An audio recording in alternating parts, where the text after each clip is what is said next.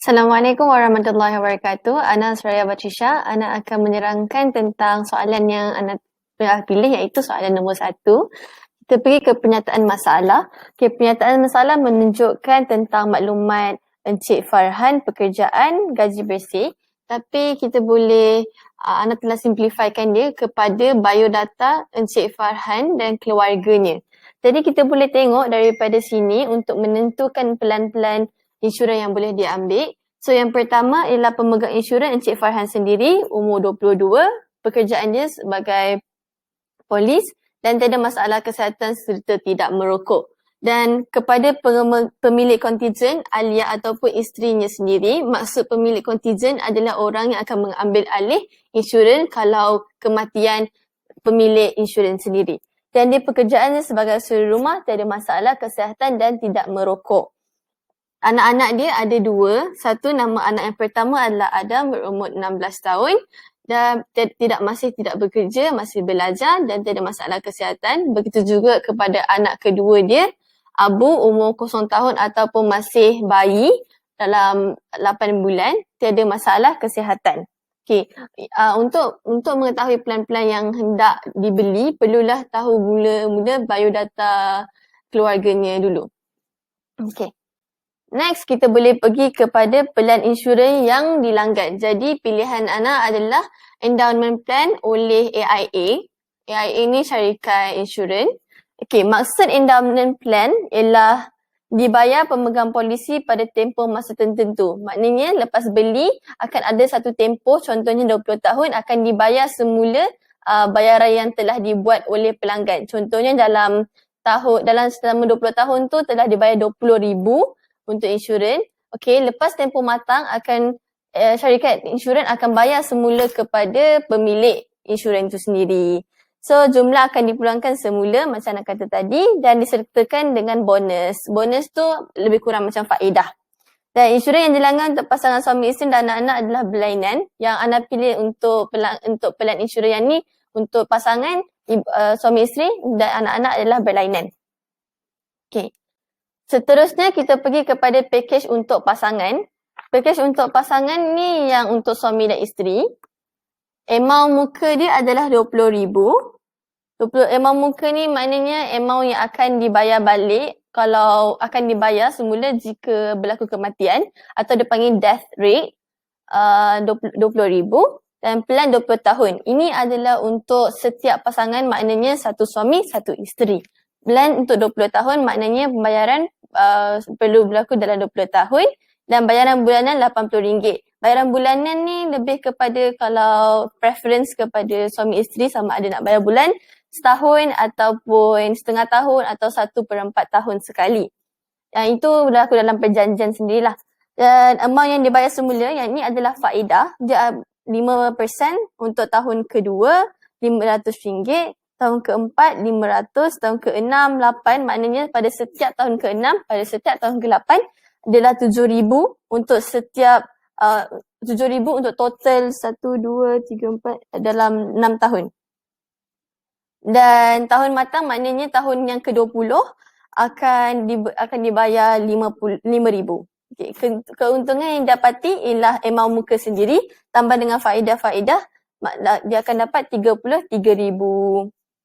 Ini untuk pakej untuk pasangan. Seterusnya kita boleh pergi kepada peruntukan premium. Peruntukan premium ni adalah syarat-syarat lah lebih kurang untuk polisi. Kita pergi kepada peruntukan premium. Peruntukan premium yang dilanggan ialah tidak termasuk kemalangan dan perubatan. Kemalangan dan perubatan ni perlu diambil pakej lain. Boleh dibayar dalam tempoh setahun sekali macam nak kata tadi. Dan kekurangan dalam pembayaran premium akan ditolak serta-merta. Maknanya contohlah dia mati masa tahun ke-12, dia melanggan insurans ni, maksudnya yang 8 tahun yang selebihnya tidak perlu dibayar oleh ahli keluarganya sendiri. Dan faedah yang dapati seperti kecacatan penuh atau separa, ini lebih kepada benefit untuk hayat punya insurans lah. Kecacatan penuh, buta, lumpuh, pinjaman semasa hidup, contohnya ada pinjaman yang dibuat oleh si pemegang insurans, dia akan dibayar oleh syarikat insurans sendiri. So, kita pergi next. Pakej untuk anak-anak. package untuk anak-anak ni disebabkan Cik Farhan yang ada 2 anak. So amount muka dia adalah 20,000. Sama seperti package pasangan. Bayaran bulanan dia adalah lebih sikit daripada package pasangan sebab dia punya benefit yang lebih banyak. Tempoh matang dia 19 tahun. Ini adalah sebab untuk anak-anak dia 19 tahun, lepas 20 tahun dikira adults. So tempoh matang dia ialah 19 tahun. Amount yang dibayar semula 20% tahun pertama. Dia lebih tinggi daripada pasangan sendiri sebab bayaran dia untuk bulanan adalah lebih. 4,000, 20% tahun ketiga 4,000, 30% tahun terakhir. Maknanya contohnya kalau dia berakhir pada 20 Ogos 2020, dia akan dibayar dalam tahun 2020 sekali, dan kali kedua adalah tahun 20 Ogos, yang dibayar pertama kali adalah tahun bulan 1 tahun 2020. Yang kedua akan dibayar pada 20 Ogos tahun 2020.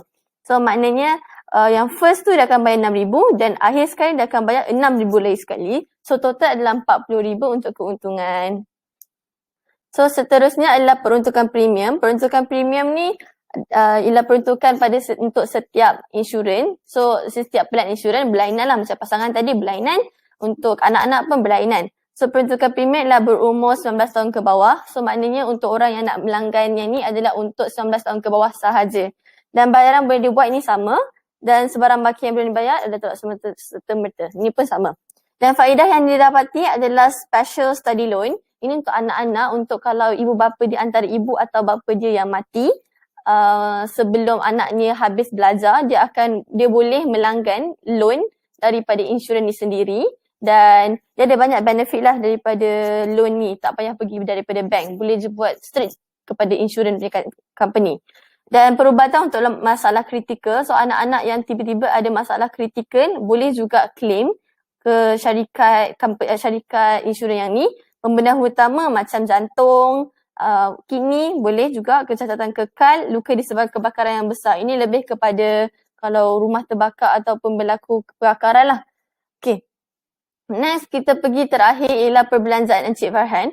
Perbelanjaan Encik Farhan ni untuk kita tengok insurans ni berpatutan tak untuk perbelanjaan dia atau lebih. So kita ada perbelanjaan yang boleh dibelanjakan. Kita tengok daripada gaji dia 4,300, perbelanjaan kasar dia 3,000 dan simpanan dia 500. Kita tolak-tolak ni untuk dapatkan insurans boleh, banyak mana insurans yang boleh dibelanjakan. So insurans yang dilanggan untuk pasangan ialah 160.